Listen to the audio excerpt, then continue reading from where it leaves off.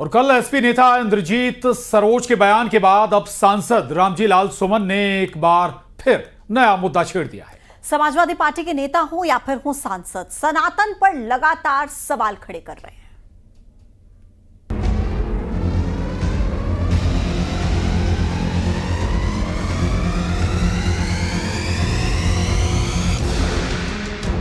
सपा सांसद रामजी लाल सुमन एक बार फिर अपने बयानों से चर्चा में है। रामजी लाल सुमन ने कहा कि गड़े मुर्दे मत उखाड़ो वरना भारी पड़ जाएगा। फिर हमें कहना पड़ेगा कि हर मंदिर के नीचे बौद्ध मठ है।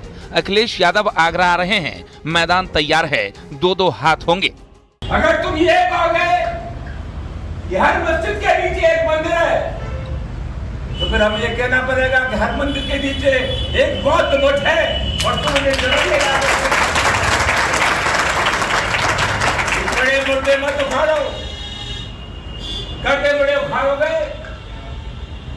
भारी पड़ जाएगा।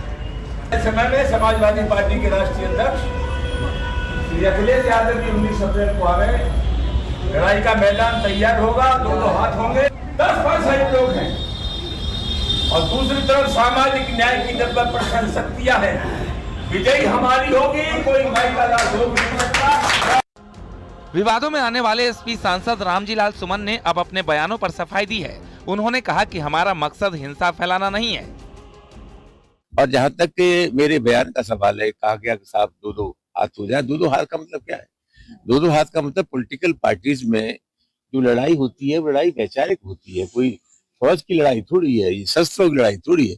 तो मैंने कहा था वैचारिक लड़ाई है। 17 तारीख को 19 तारीख को पार्टी के राष्ट्रीय अध्यक्ष अखिलेश यादव जी आ रहे, और जब मुझसे सवाल पूछा गया क्या करेंगे, मैंने कहा राजनीतिक पार्टियों में पार्टी के राष्ट्रीय अध्यक्ष होता है, राष्ट्रीय कार्यकारिणी होती है, संसदीय बोर्ड होता है, तो भविष्य की रूपरेखा मिलकर के तय करेंगे।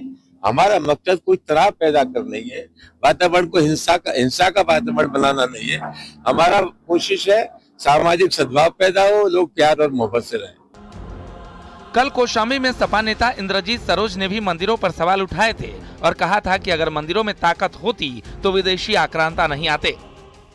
अगर भारत के मंदिरों में ताकत होती तो मोहम्मद बिन कासिम आया होता। भारत के मंदिरों में ताकत होती तो महमूद गजनवी आया होता।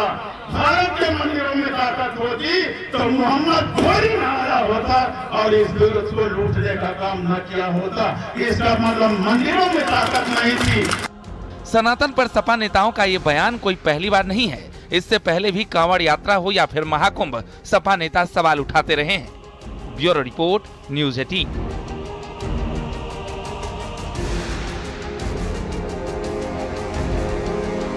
मैं पार्टी में कहूंगा कि कोई भी सवाल इतिहास से जुड़ा नहीं कहा जाए, क्योंकि कई बार इतिहास में न जाने कैसी कैसी बातें हैं। अभी सुनने में आ रहा है कि इतिहास के पन्ने लोग पलट रहे हैं। जब से रामजी सुमन जी ने कहा, आप देखिए गूगल पे, आप देखिए ChatGPT पे, लोग जानना चाहते हैं इतिहास क्या है, तो इतिहास जानने लगे हैं लोग।